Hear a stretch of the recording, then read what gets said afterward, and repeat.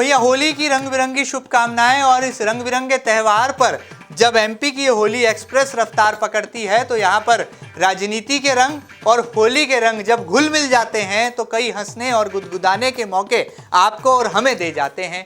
आगे बढ़ते हैं और इस होली एक्सप्रेस में ही सवार हैं मध्य प्रदेश के सहकारिता मंत्री अरविंद सिंह भदौरिया। यूं तो संगठन की कार्यशैली और सत्ता और संगठन के समन्वय की कार्यशैली उनके व्यक्तित्व में समाहित है, लेकिन यूपी चुनाव में जब अरविंद भैया ने प्रचार की कमान संभाली तो हर तरफ वो भगवा रंग से होली खेलते नजर आए।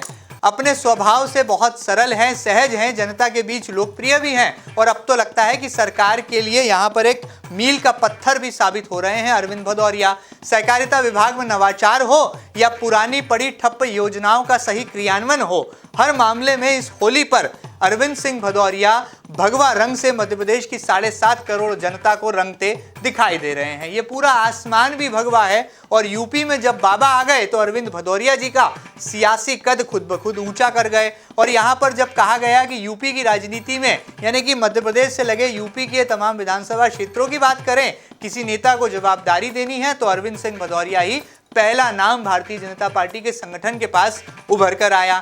ऐसे में इस भगवा रंग के साथ कैसे वो होली खेल रहे हैं और एमपी की 7.5 करोड़ जनता के बीच कैसे अपनी सियासी कार्यशैली से एक अमिट छाप छोड़ रहे हैं, तो आइए देखते हैं एमपी न्यूज पर अरविंद सिंह भदौरिया की ये भगवा रंग की सियासी होली।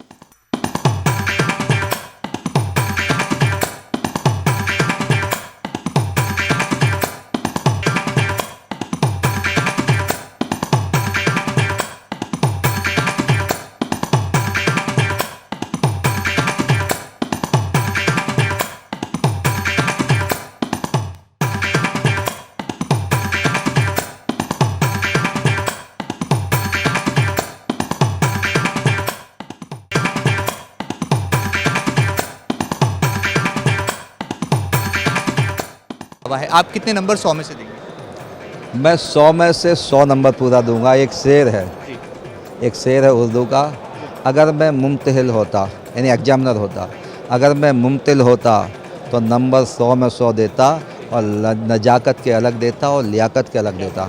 इससे बेहतर बजट नहीं हो सकता। 1 रुपये किसी पे टैक्स नहीं लगाया।